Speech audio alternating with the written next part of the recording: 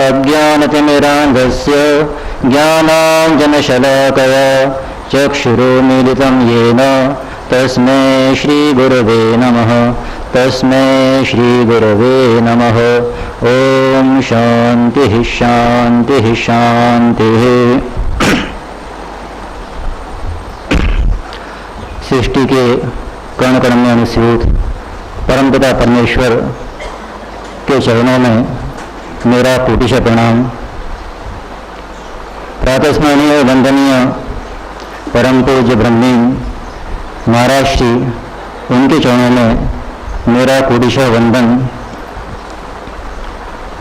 मंच पर उपस्थित पूज्य स्वामी जी महाराज एवं मंडेश्वरी महाराज एवं अन्य विद्वान संतवृंद उनके चरणों में मेरा प्रणाम।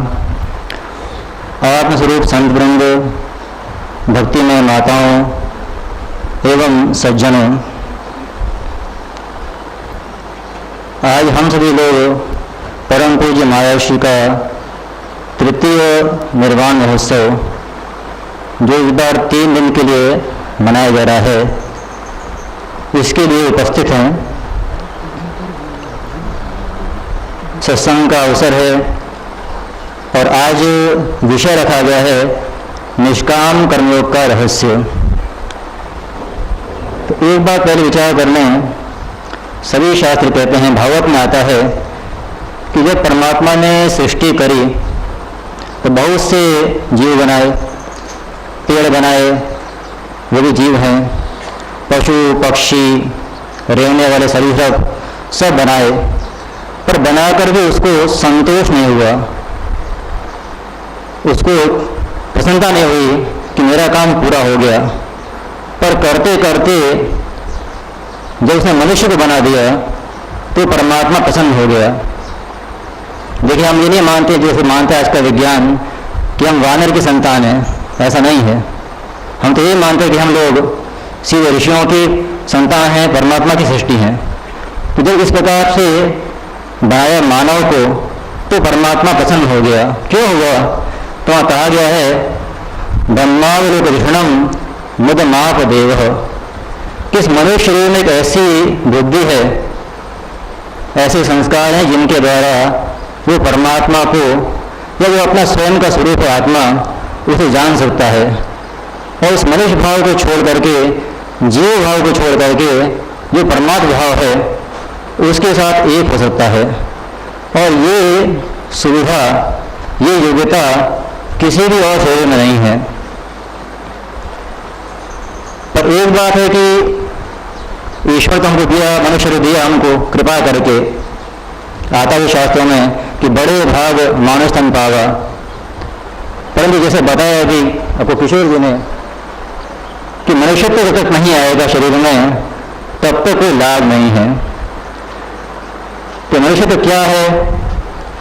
तो शास्त्र कहता है कि श्रुतोत गच्छन्ति तत्र गच्छन्ति ते नराः, कि जैसा शास्त्र कहता है, जैसा गुरु बताते हैं, संत बताते हैं, उसके अनुसार यदि जीवन को चलाएंगे, कर्म करेंगे तो हम मनुष्य हैं, हमें मानवता है। और ऐसा नहीं करते हैं, जैसा मन कह रहा है मनमाना करें तो हम मनुष्य नहीं हैं। मतोत्र गच्छन्ति तत्र गच्छन्ति वे नराः, कि जहाँ मन जाता है, जो बुद्धि कहती है वैसा ही करे मनुष्य, तो फिर तो क्या वो मानव है कि नहीं, इसमें संशय है। इससे पहला प्राप्तव्य है मनुष्यत्व। और उसकी प्राप्ति कब होगी?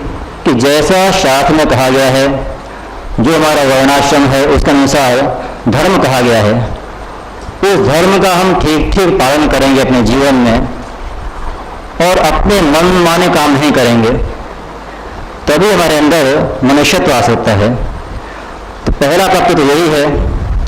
पर इसके बाद भी शास्त्रीय काम हम करते हैं कर्म, पर मन में कामना रहती है संसार की, तो शास्त्र कहता है कामना छोड़ दो।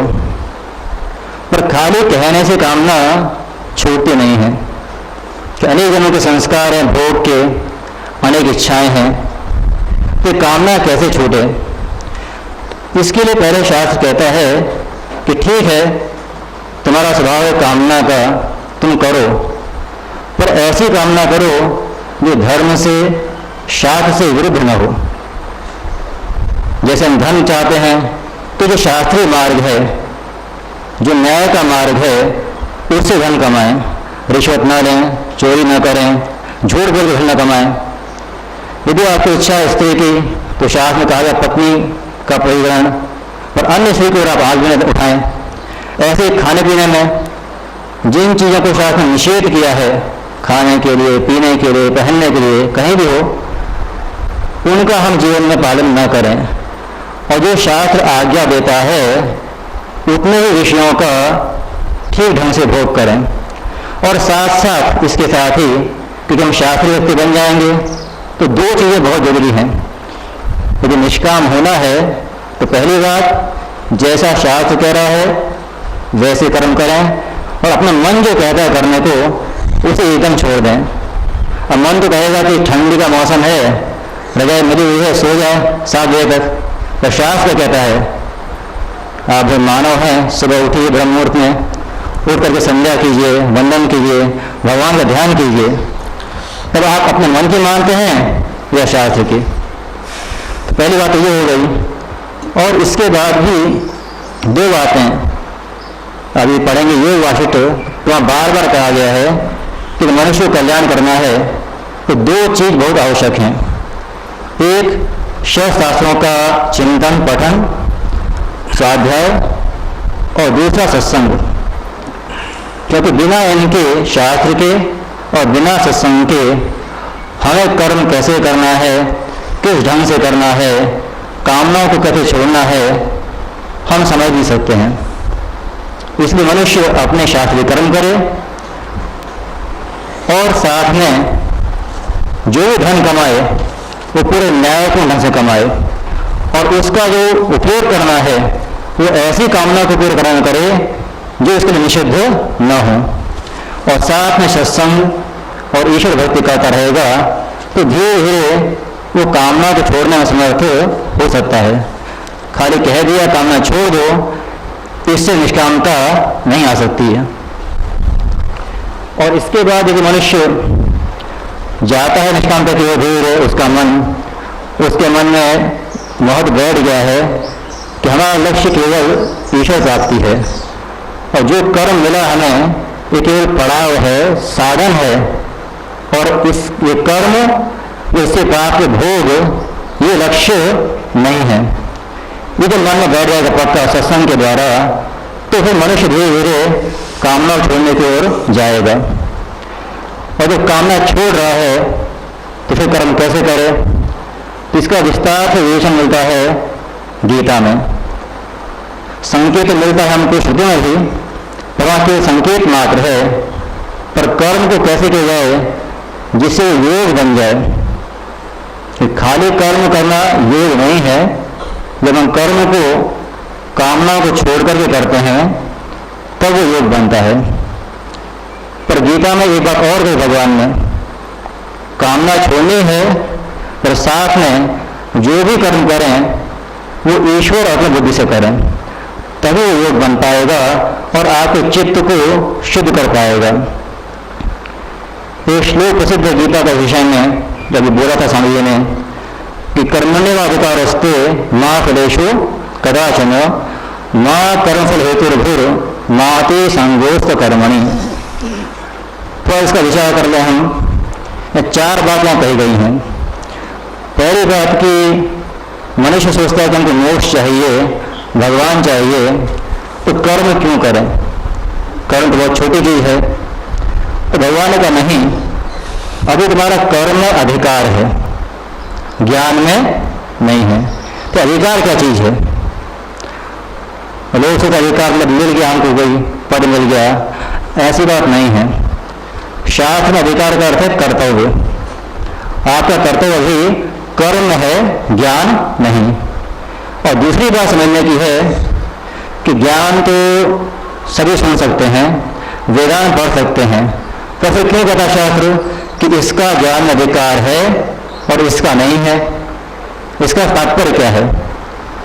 तो बात यह है कि जो व्यक्ति कोई काम करता है और उस काम को करके उसका फल उसे मिल सके तो कहा जाता है कि इसका इसमें अधिकार है। कोई ऐसा महापुरुष है जो वेदांत चिंतन करके ज्ञान की साधना करके जो उसका फल कहा गया है शोक की निवृत्ति, आनंद की प्राप्ति, यदि उसके जीवन में आ सकता है तो हम कहेंगे ज्ञान का वो अधिकारी है। पर ये ऐसी बात नहीं है, चित्त में कुछ कमी है, अशुद्धि है, तो आप कितना ही ज्ञान सुन लीजिए, ज्ञान सुनकर दूसरों को सुना दीजिए, पर ज्ञान जो फल है शोक निवृत्ति वो आपके पास जीवन में नहीं आएगी। और जब तक ऐसे नहीं है तब तक अधिकार कहाँ है हमारा कर्मों में। और कर्म भी शास्त्र कहता है, आज थोड़ा मुश्किल है बोलना, पर शास्त्र कहता है जो जिस वर्ण का है, जिस आश्रम का है, उसके लिए शास्त्र जो कर्म कहता है यदि उसको करता है तो उसका फल उसे मिलेगा। और अपने मन माने हम जो चाहे कर लें, भले शास्त्रीय हो, पर ये आपके लिए विहित नहीं है तो उसको करने से फल आपको नहीं मिलेगा। एक बात, पर आज के जीवन के कारण में बड़ा मुश्किल है बात। आज ब्राह्मण भी नौकरी करते हैं, कुछ करते हैं, तो आज तो यही है कि जो भी कर्म करें हम, प्राप्त है हमको, चाहे नौकरी व्यापार, उसमें दृष्टि हमारी केंद्रित हो कर्तव्य में। प्राय व्यक्ति दृष्टि रहती है कि धन में कि मुझे इस काम से पैसा कितना मिलेगा। पर यदि हमको जाना है निष्कामता में तो पहला उसका सोपान यही है कि हम धीरे धीरे अपनी दृष्टि को ले जाए कर्तव्य में, न कि धन में। अब लोग एक बार पूछते हैं कि भगवान ने कह दिया कि तुम्हारा अधिकार कर्म करने में है, फल में नहीं है, पर ये बात समझ नहीं आती है। तो लोग क्या सोचते हैं, यदि फल चाहिए तो कर्म करो और नहीं चाहिए तो नहीं करो। पर भगवान कहते हैं कि कर्म तो करो, पूरी श्रद्धा से, मेहनत से करो, पर फल मत चाहो। ये कैसे होगा? तो तात्पर्य एक समझने का यहाँ पर कि फल मत चाहो, इसका अर्थ ऐसा नहीं है कि हमारे कर्म को उद्देश्य नहीं होगा, कोई लक्ष्य या प्रयोजन नहीं है, ऐसी बात नहीं। हाँ, जो फल मिलेगा कर्म का उसका संबंध अपने से न करें कि इस कर्म के फल से हमें लाभ हो, ये दृष्टि न हो।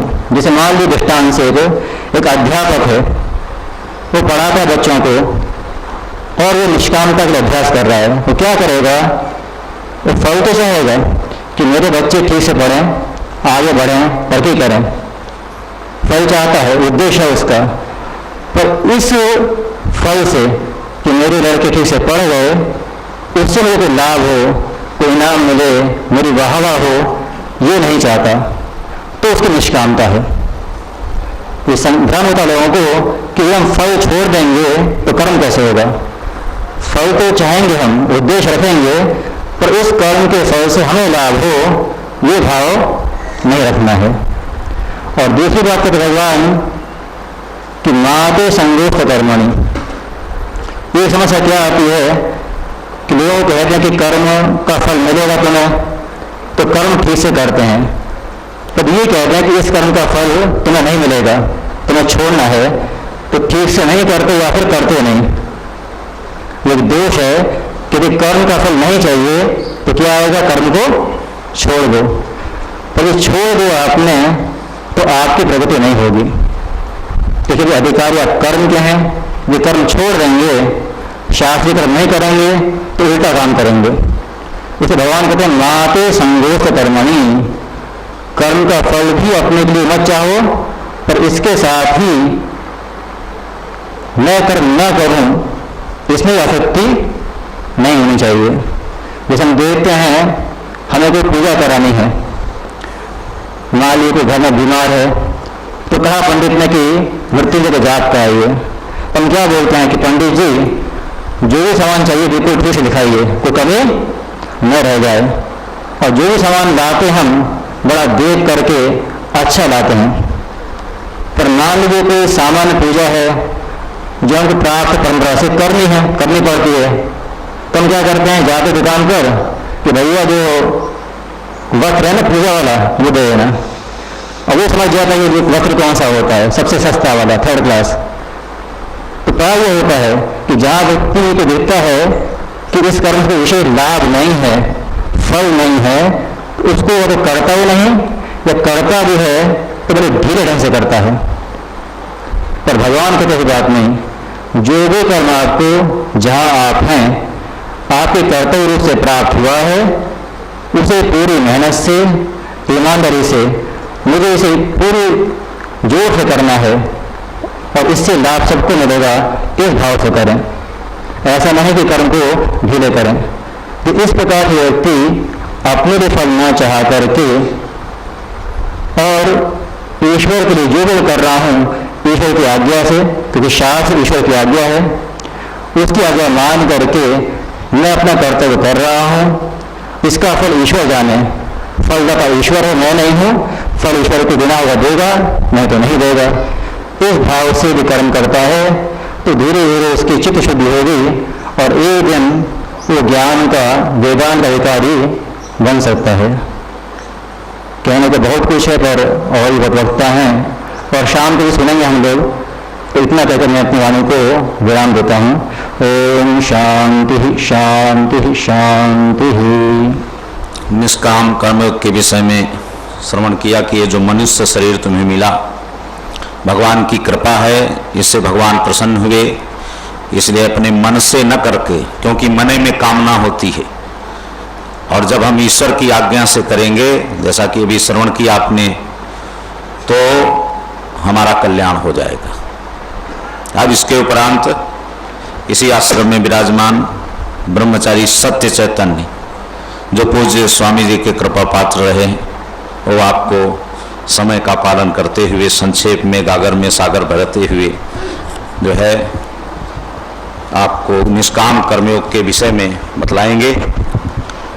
कृपया। हाँ।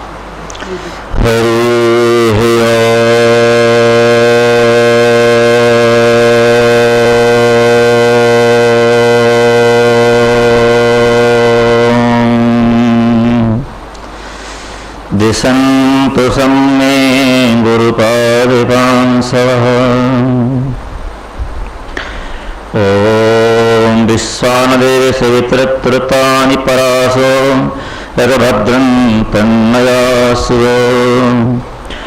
शानन्दनानन्दवने वसन्तम् आनन्दकन्दं हतपापवृन्दम् वाराणसीनाथमनाथनाथं सविश्वनाथं शरणं प्रपद्ये। ईश्वरनाथं शरणं प्रपद्ये। वन्दे महापुरुषते चरणारविन्दम्। भक्तिभक्त भगवन्त गुरो चतुर्नाम रपु एक, इनके पद सेवन किए तासे विघ्न अनेक। इनके पद सेवन किए नासे विघ्न अनेक। बोले सद्गुरुदेव भगवान की।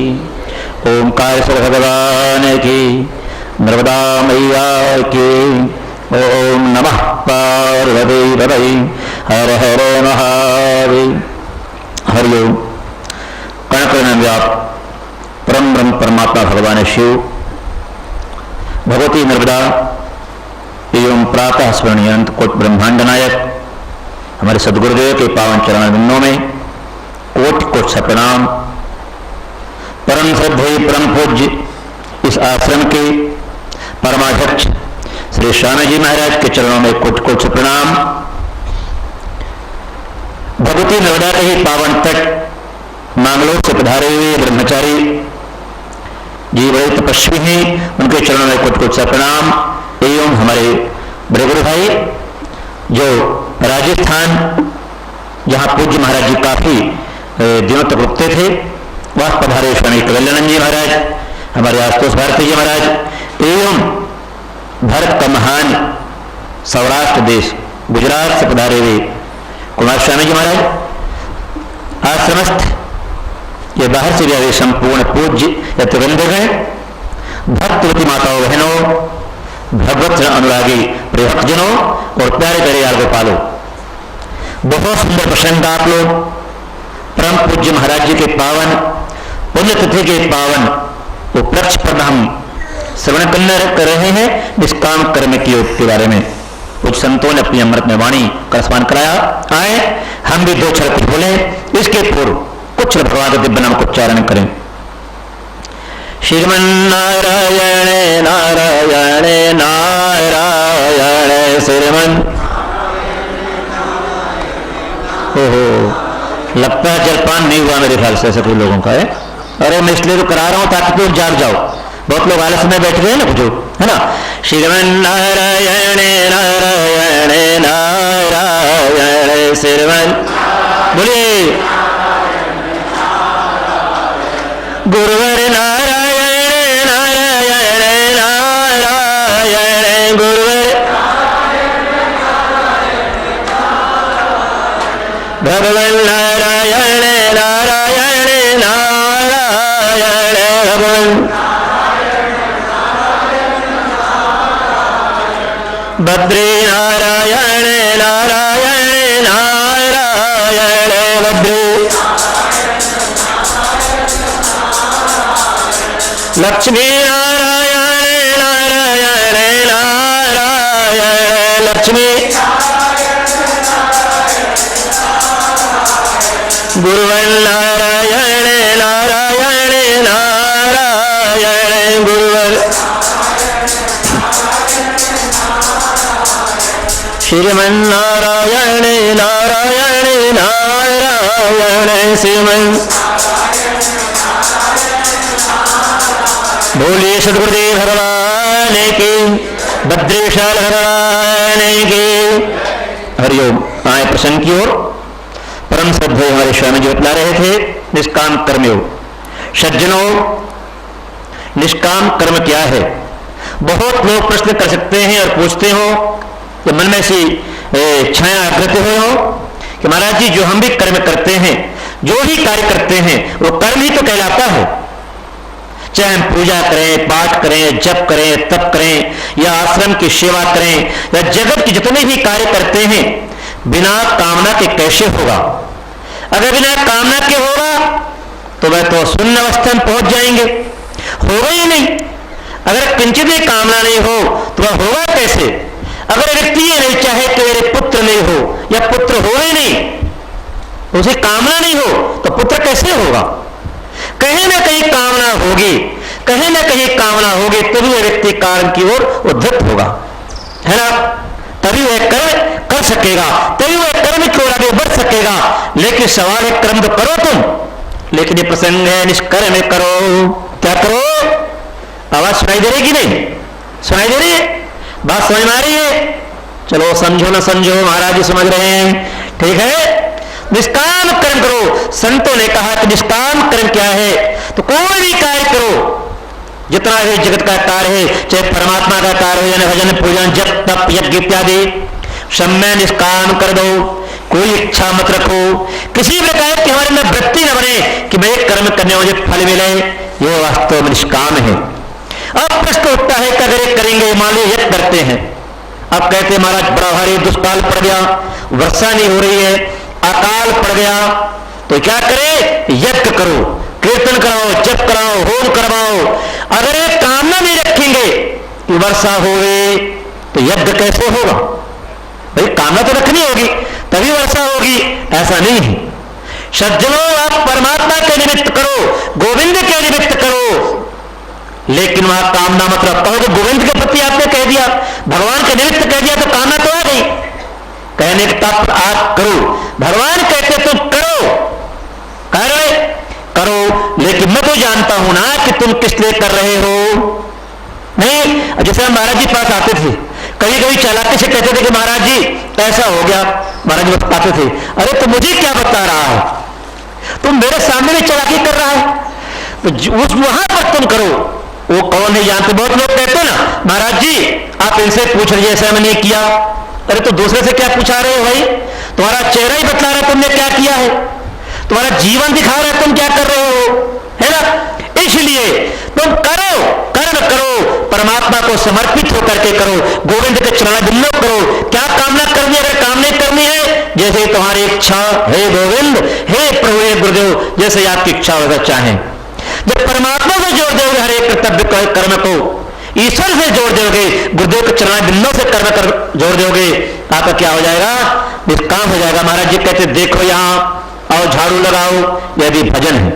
ये मत देखो कि आगे पीछे घूम रहे हो, महाराज जी मेरे को देखें तो समझेंगे काम कर रहा है, सेवा कर रहा है। एक सेवा नहीं, तो जहां भी हो, जैसे भी करो, केवल एक परमात्मा को गुरुदेव का आधार बना करके करोगे, वह निष्काम हो जाएगा।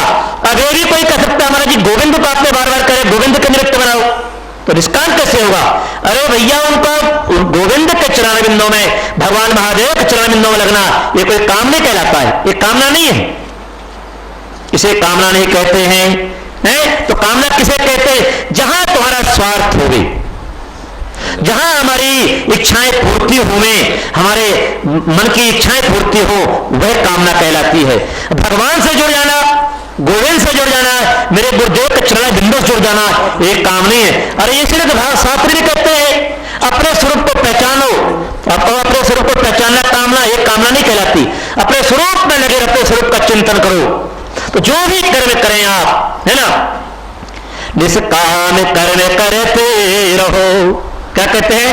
निष्काम कर्म करते रहो, मिलेंगे भगवान प्रभु राम, और राम मिलेंगे जान लो, मोक्ष हो जाएगा विराम। तुम परमात्मा के चरणों में लग जाओ, गोविंद के लिए करो, मेरे गुरुदेव करार्थ के लिए करो, अपरिष्ट के प्रति करो, वह तुम्हारा निष्काम हो जाएगा। सज्जनों, अधिक न कहता हुआ, क्योंकि समय हो रहा है और बड़े बड़े महापुरुष यहाँ आए हुए हैं, अधिक से अधिक आप उनके मुखारबिंद सुनेंगे। हम तो सुनाते रहते कभी न कभी, ये तुम्हारे पूज्य महाराज जी कृपा है जो हमें ये समय दे दिए। इनकी कबूल सचेतन बोलोगे, लेकिन विषांतरण नहीं बोलना। वो महाराज जानते हैं, ये बोलेगा कुछ पहुंच जाएगा, कहीं नर्मदा में नहाने पहुंचेगा गंगा जी। इसलिए सज्जनों, ऐसी बात नहीं है, निष्काम कर्म को करते रहोगे। कहो नहीं कि यार चुपचाप बैठ जाओ, हम कुछ करते नहीं है, निष्काम हो गया, अरे तो निकम्मापन हो गया। क्या बोलते हैं? यह आलस है ना, ये हो गया प्रमादवश। इसे नहीं कहते, कर्म करो, भगवान बात कर्म करते रहो, ये किसकी ओर करो? केवल अपने स्वरूप को जानने के लिए। और यहां तक तो मैं जो भी करो, जहां भी बैठो, नर्मदा किनारे, गंगा किनारे, जो भी कार्य करो, केवल परमात्मा के चरणरविंदों का, है ना, तो वह हो जाएगा साकाम। भगवान से जुड़ जाना, अपने गुरुदेव के चरणारविंदों से जुड़ जाना, यही वास्तव में साकाम है, और वह हो जाएगा निष्काम। अधिक न कहता हुआ मैं अपने परम श्रद्धेय पूज्य जो हमारे मंच का कुशल संचालन कर रहे हैं महामंडलेश्वर, उनका नाम शायद भूल गया था, क्षमा चाहूंगा, उनको मैं अपने समय के अनुसार 2 मिनट दान कर रहा हूं। हरिओम तत्सत, हरिओम तत्सत, हरिओम तत्सत। सद्गुरुदेव भगवान की, धैर्य की, अधैर्य का, प्राणियों में विश्व का, गौ माता की, हर हर महादेव। अभी आपने बहुत मधुर और सत्य उपदेश श्रवण किया। अब इसके बाद गुजरात से पधारे हुए पूज्य स्वामी श्री कुमार स्वामी जी, जो बालकनाथ सिद्धयोग फाउंडेशन पावी जैतपुर बड़ोदरा से आए हुए हैं, अपने मुखारबिंद से निष्काम कर्म योग के विषय में बतलाएंगे।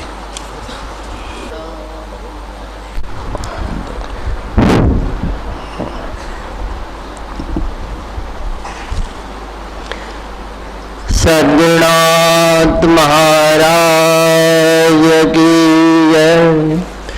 ओम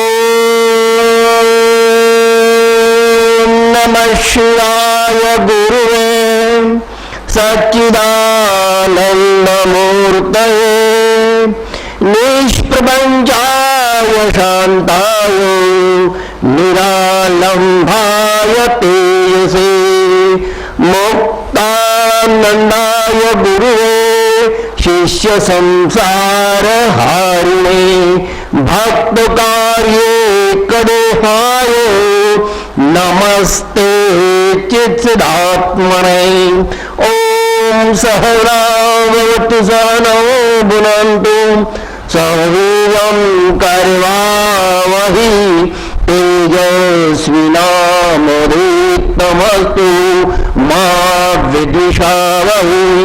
ओम शांति शांति शांति। प्रेम और सम्मान से, भावपूर्ण हृदय से सभी प्रिय आत्मन को नमस्कार। थोड़ा मैं विषयांतर करना चाहता हूं, हो जाएगा। आज निर्वाण महोत्सव जिनका है, उनके साथ में थोड़ी खट्टी मिट्टी बातें कहने की कोशिश कर रहा हूं। हद में चले सो ओलिया, हद में चले सो ओलिया, बेहद चले सो पीर, बेहद चले सो पीर, हद बेहद चले उसका नाम फकीर। हम उस फकीर के हम निर्वाण महोत्सव तरफ मनाने जा रहे हैं। उनकी वाणी, उनका आचरण, उनका अबोला, उनका मौन भी, ओम शब्द शब्द ही कूची, ओम शब्द शब्द ही कूची, शब्द भलो उजाला, शब्द हमारा शब्द साडा, रोनी हमारी साची। इस ढंग से जिए। एक बार का प्रसंग था, कुछ कारणवश आश्रम में आया था। बाबा जी के बारे में आप मेरे स्नेही ने बताया कि उन को कुछ तकलीफ है, शारीरिक तकलीफ है। उनसे जब मैं मिला, उनके मुखारविंद से पता नहीं चलता था कि उन्हें इतनी तकलीफ होगी। बाबा जी के पास बैठा, बाबा जी आपके मुखारविंद से ऐसा कुछ लगता नहीं, तकलीफ दिखाई नहीं दे रही है, ये इसका क्या रहस्य है?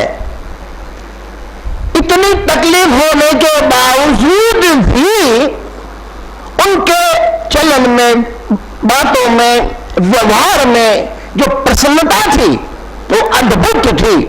तो बाबा जी इतनी तकलीफ, और इसका रहस्य क्या है? मैंने कुमार, आपने नारियल देखा है? हाँ। वो कौन सा नारियल देखा है? मैं दो लीला नारियल, सूखो नारियल। जो लीला नारियल होता है वो अपने कवर से अलग नहीं हो सकता। जो हुक्को नारियल हो ना, ये अलग था। जो सूखा नारियल होता है उसको तोड़ो, उसके ऊपर की कवर अलग हो सकती है। ऐसे महान पुरुष, बोले आपने क्राइस्ट का कभी पढ़ा है, सुना है? हाँ, उसको सूली पर चढ़ाया गया, सूली खिले ठोके गए। तो उन्होंने कहा तो बेचारे निर्दोष है, जानते नहीं है, उनको वेदना नहीं होती थी, क्योंकि वो अपने शरीर से, वो पीड़ा से अलग होकर देखते थे। वही हमारे भगवान, आदम को खुदा मत कहो, आदम खुदा नहीं है, खुदा का नूर आदम से जुदा नहीं है। आप परम परमात्मा के स्वरूप ही थे, आप भगवान शिव ही थे। हम बड़े भाग्यशाली हैं कि हमें उनका सानिध्य मिला है। और उनके सानिध्य में इतना इतना इतना चैतन्य है। जब जब हम आते थे, हमें कहा गया कि आपको कुछ बोलना है। हम बोलने के लिए नहीं आए हैं। यहाँ का पेड़ पौधे इतने चैतन्य है, इतने चैतन्य है कि वो हमें पर सदा कृपा करते हैं। ये बोलना नहीं है, हमें यहाँ से लेना है। और समाज को क्या देना है? समाज हमसे ले ही लेगा। तो वो चैतन्य भूमि हम भाग्यशाली है, हमें याद किया है, हम ऋणी है। अस्तु, फिर से प्रेम और सम्मान से, भावपूर्ण हृदय से सभी प्रिय आत्मन को नमस्कार। गुरु गुरु गुरु।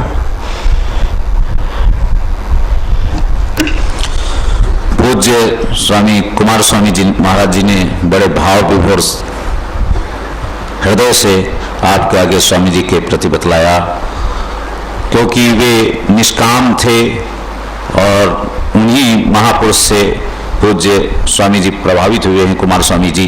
इसलिए वो भाव विभोरता हमारे जीवन में आ जाए, यही निष्काम कर्म योग है, जिसे आप अपने भावों से ही अभिव्यक्त कर दिया।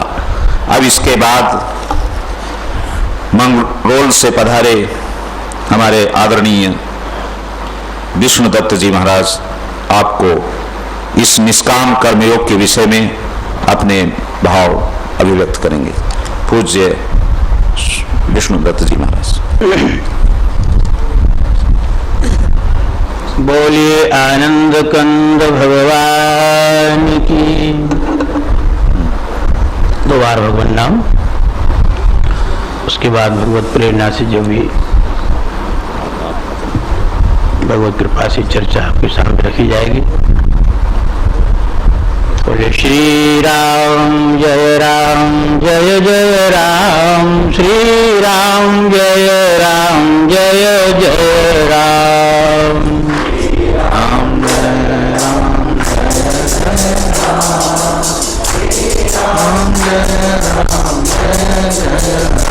ओम श्री राम जय जय राम, श्री राम जय जय राम।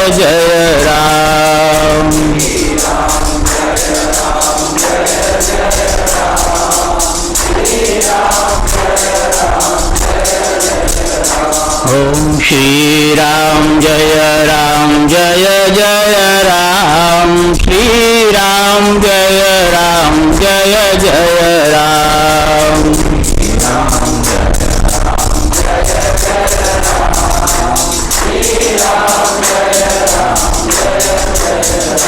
ओम श्री राम जय जय राम, श्री राम जय जय राम।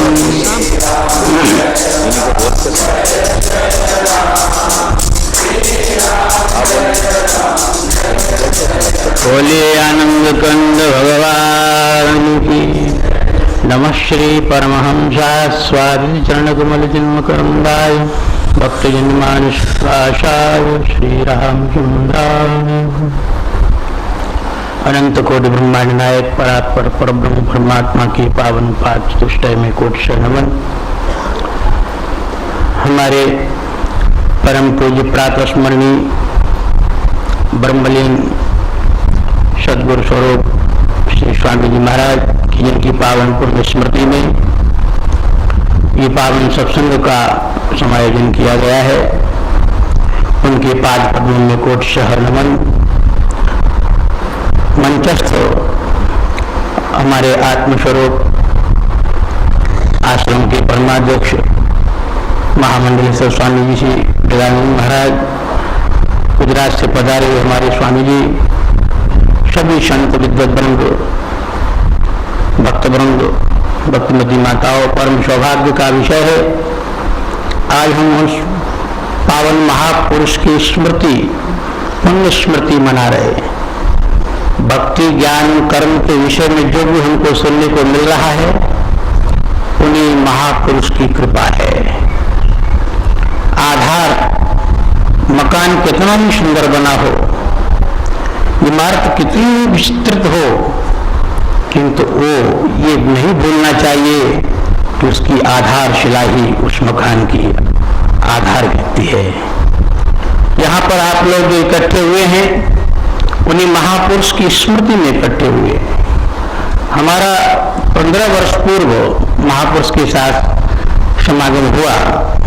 आप लोगों को विदित नहीं होगा, विदित नहीं होगा, तो दर्शन करने से ही ऐसा भीतर से दिव्य आनंद की अनुभूति हुई कि वस्तुतः परमात्मा किसी ने देखा नहीं है। मन वाणी बुद्धि से परे जो परमात्मा तत्व है, वो वास्तव में गुरुओं के रूप में ही प्रदर्शित होता है। गुरु का मतलब क्या होता है? गरति सिंचति कर्णयो ज्ञानामृति इति गुरु, ज्ञान रूपी अमृत को अंतःकरण में प्रवेश करावे। गिरति निगिरति अज्ञानांधकारम इति गुरु, जो अनंत जन्मों का जो अज्ञानांधकार छाया हुआ है उसको निगल जावे। धारयते विज्ञापयते ज्ञानादि रहस्यम धर्मादि रहस्यम इति गुरु।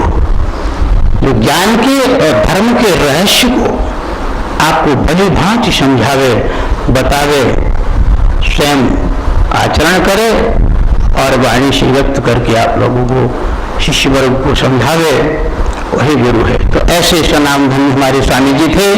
परम वितराग उनके विषय में कहाँ तक कहा जाए, वास्तव में जो शिव तत्व है वो चलता फिरता शिव तत्व था। शिव तत्व जिसकी आप उपासना करते हो शिव जी की, ये स्थान भी ये परम पावन भगवान ओंकारेश्वर का भी परम पावन धाम है। ये शिव तत्व के, ये वास्तविक शिव तत्व को प्रकाशित करने वाला परम गुप्त, ये परम आनंदमय धाम है। और शिव तत्व क्या है, इस शिव शब्द से ही जानना चाहिए। सेते अस्मिन जगत इति शिव, अनंत कोटि ब्रह्मांड जिस तत्व के अंदर समाहित हैं, सो रहे हैं, उसी से प्रकट होते हैं, उसी से संरक्षित होते हैं, उसी से संहार को प्राप्त होते हैं। तो ज्यादा नहीं कहूंगा, अभी कर्मयोग की बात चल रही और कर्मयोग के साथ साथ जुड़ा हुआ है निष्काम। ये बड़ी मंगलमय बात है।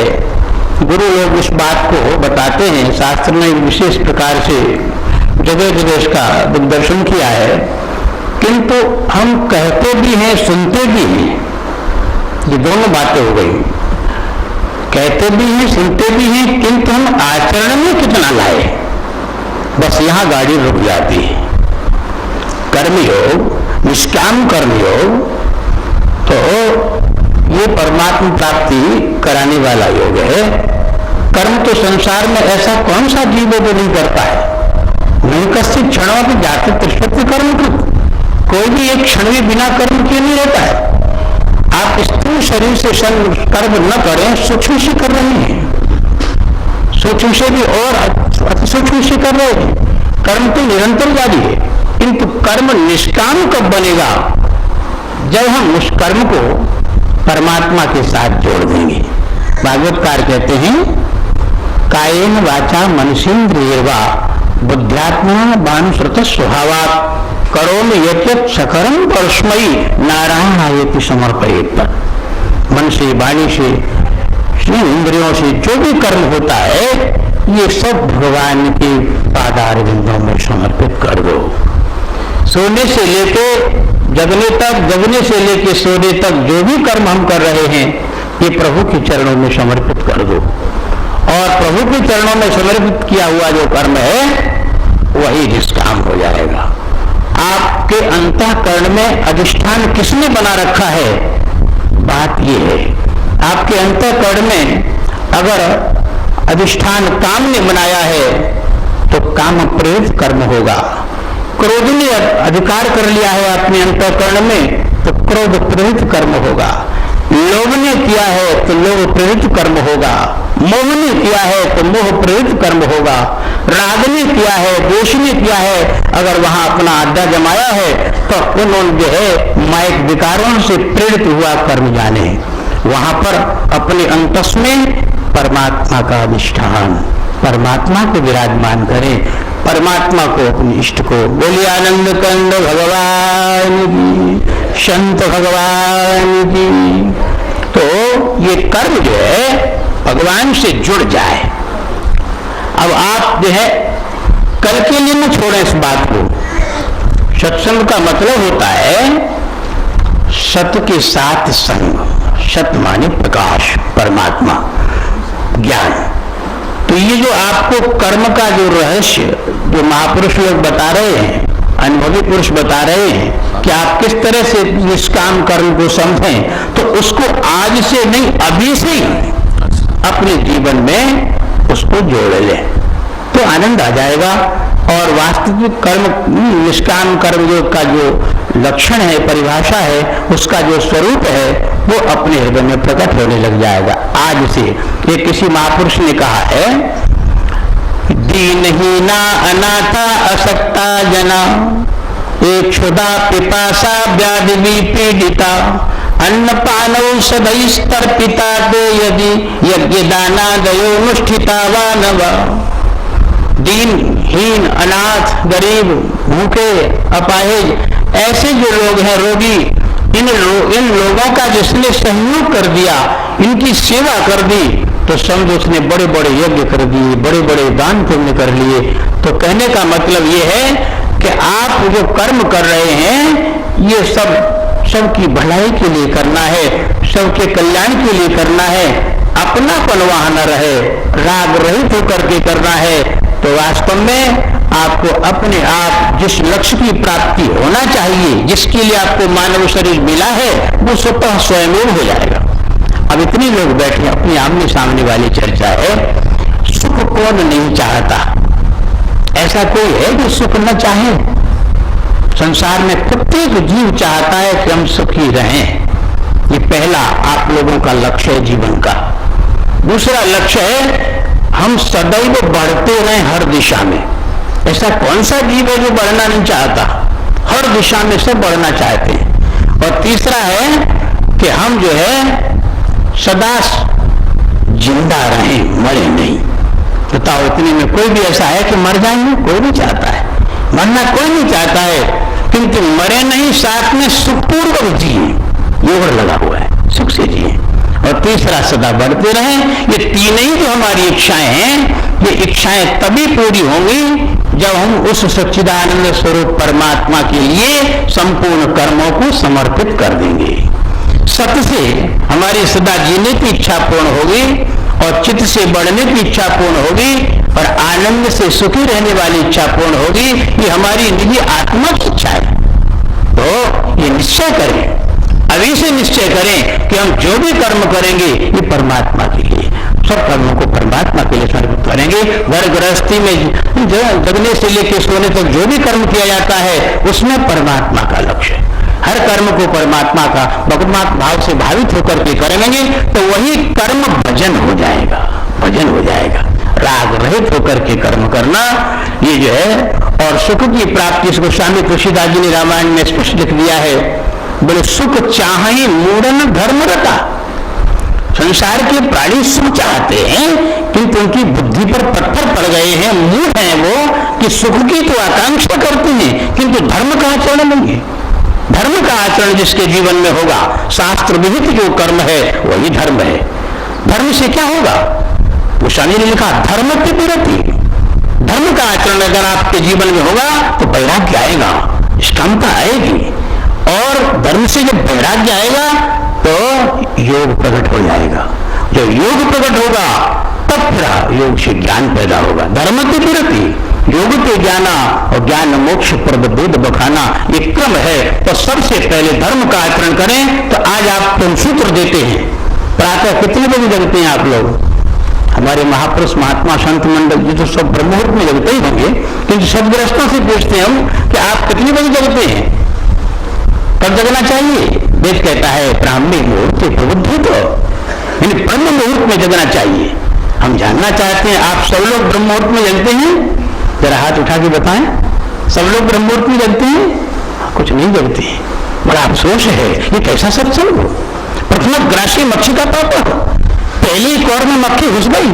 अरे जगना जिसका बिगड़ गया उसका सोना बिगड़ गया, उसका सारा दिन बिगड़ गया। वेद का अनुशासन है, वेद की आज्ञा है, आप ब्रह्म मुहूर्त में जगिए। ब्राह्मी मुहूर्ते या निद्रा सा पुण्यक्षय कारिणी ताम करोति दियो मोहात पादकृच्छ में शुद्धि। ब्रह्म मुहूर्त में जो नींद लेता है उसको पाप लग जाता है। वो ब्रह्म वेला परमात्मा के अनुसंधान की है, भगवत प्राप्ति के लिए भगवान की चिंतन करने की है। उसमें आपने तमोगुणी सुषुप्ति अवस्था में गुजारा, तमोगुणी अवस्था में गुजारा, पाप लग गया। हमारे ऋषियों का लाखों वर्षों का रिसर्च है, उन्होंने लिख दिया स्मृतियों में, ब्राह्मी मुहूर्त या निद्रासा पुण्यक्षय कारिणी तान करोति दिव्य मुहात पादकृच्छ में शुद्धि। पादकृच्छ नाम की वृत्ति शुद्धि होती। तो आज आपको यही सूत्र देंगे, निष्काम कर्म करने के अधिकारी तभी बनेंगे तो आप जगना सुधारेंगे। ब्रह्म मुहूर्त में जगने का प्रयास करें, आपका जीवन मंगल होगा, धन्य होगा, आनंदमय होगा। बोलिए आनंद कंद भगवान की। धर्म की, अधर्म का, प्राणियों में, विश्व का गौ माता की, सनातन धर्म की, परम पूज्य सद्गुरुदेव भगवान की, नर्मदा मैया की। हर हर नमः। महाराज जी ने अभी सुनाया कि भाई ब्रह्म मुहूर्त में जरूर जगो और अपने जीवन शुरुआत ठीक है तो सभी ठीक है, ऐसा कहते हैं। एक प्रेरणा प्राप्त करें। हमारे मंच पर अभी आपने दर्शन किया हरिद्वार ऋषिकेश से पधारे हुए स्वामी शांति धर्मानंद जी महाराज, जो आपको आज का तो वो पूरा हो गया समय 8 से 10 है, तो सायंकाल 3 बजे से 5 बजे होगा। सभी लोग आकर के श्रवण करेंगे। हमारे एक स्वामी जी पधारे हुए हैं कुछ भजन गुरु भक्ति के विषय में। अब वैसे समय हो गया है, अब समय का अतिक्रमण अच्छा नहीं है, फिर भी गुरु भक्ति के विषय में वो एक भजन गाएंगे और इसके बाद सभी लोग अपने यहाँ जाकर के समय पर भोजन के लिए घंटी बजने पर आएंगे। बोलिए। की हमारी कोट कोट वंदना है। माँ गंगे तुम्हें कोट कोट नमन, सभी महापुरुषों। सज्जनों, बड़ा अवसर आप लोगों का और हमारा बहुत ही प्यारा है। गुरु की शरण में ऐसे ऐसे महापुरुषों की बारी आपको समझ कराई जाती है। अपने जीवन में उतार करके आप अपना जीवन बनाएं। आज विषय है कर्म की, तो कर्म हमें करना है। तो आप सभी समझदार हैं, हम गीत के माध्यम से आपको अपनी छोटी बारी से सुनाते हैं। और तीर्थ का है एक फल, संत मिले फल 4, और सत्य गुरु मिले अनंत फल। और कहे कबीर विचार, भाग उदय जब हो तुझे और सतगुरु दर्शन दे, तो और अमृत की वर्षा करे और चतुर हो सो ले। बोलो सतगुरु भगवान की। अरे मानो सोचो इस जीवन में किस तरह हमें रहना चाहिए। मानो सोचो इस जीवन में किस तरह हमें रहना चाहिए। सत्य धर्म नीति से विमुख नहीं, इस तरह हमें रहना चाहिए। जीवन का ठीक ठिकाना क्या, जीवन का ठीक ठिकाना क्या, चलती श्वासा कब रुक जावे, चलती श्वासा कब रुक जावे। जीवन का ठीक ठिकाना क्या, चलती श्वासा कब रुक जावे। और बिगड़ी जो बिगड़ गई बाकी, बिगड़ी जो बिगड़ गई बाकी, अरे बन जाए ऐसा विचारना चाहिए। फिर कहते अरे सुख के साधन जो मिले हमें, ये अपने किंचित ले सुनी, ये अपने किंचित ले सुनी। और जल में ज्यों कमल अलंकित रहे, और ऐसी स्थिति रहना चाहिए। मानो सोचो इस जीवन में किस तरह हमें रहना चाहिए। मानो सोचो इस जीवन में किस तरह हमें रहना। और आए जाए पर थके नहीं, खाए पिए पर छके नहीं। और आए जाए पर थके नहीं, और देखे भाले पर तके नहीं। और बात शमल कहना चाहिए। मानो सोच सोचो इस जीवन में किस तरह हमें रहना चाहिए। जो काम करे निष्काम करे, जो काम करे निष्काम करे, और परमात्म तत्व का ध्यान धरे, परमात्म तत्व का ध्यान धरे।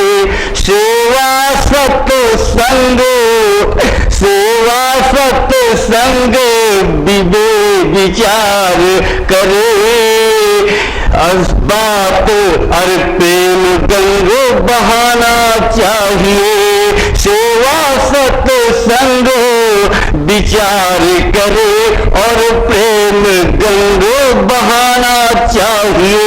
मानो सोचो इस जीवन में किस तरह हमें रहना चाहिए।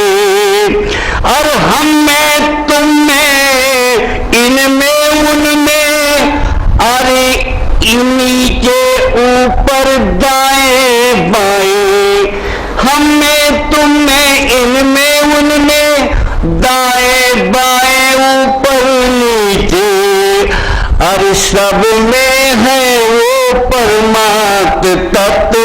इस तरह हमें सोचना चाहिए। मानो सोचो इस जीवन में किस तरह हमें रहना चाहिए। वो सद्गुरु भगवान की। ओम पूर्णमदः पूर्णमिदं पूर्णात् पूर्णमुदच्यते पूर्णस्य पूर्णमादाय पूर्णमेवावशिष्यते। ओम शांति शांति शांति।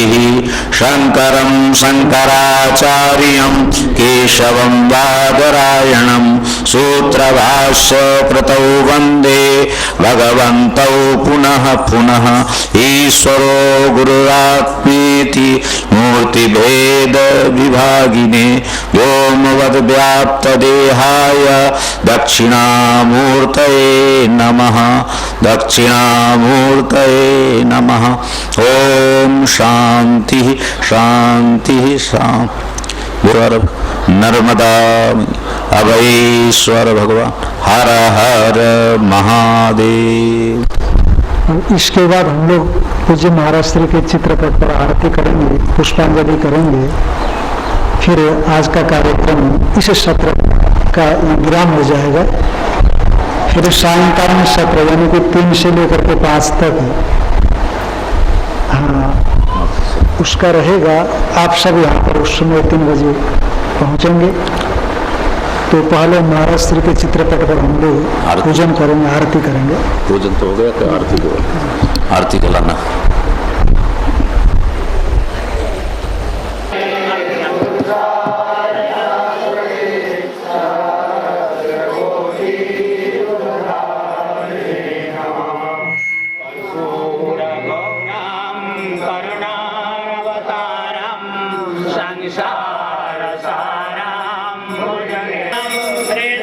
हृदयारविन्दे भवां भवानी सरितां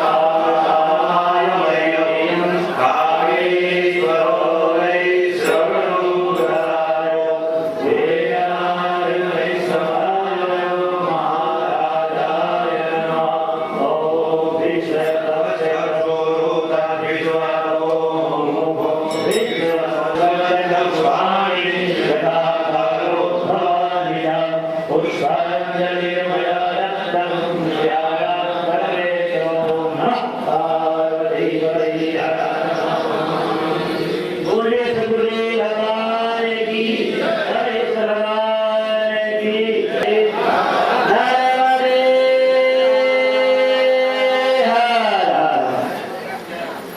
एक सूचना है कई भक्तों से, संतों से, अपने अपने कमरों में जहाँ पर भी आपने कटोरी या गिलास रखी हो वह नीचे ले आए, क्योंकि भंडार का समय लगेगा हो, इसलिए जहाँ वहाँ जो बर्तन रखा है कटोरी गिलास उसको अपने नीचे भंडार में रखिए, तो रहेगा।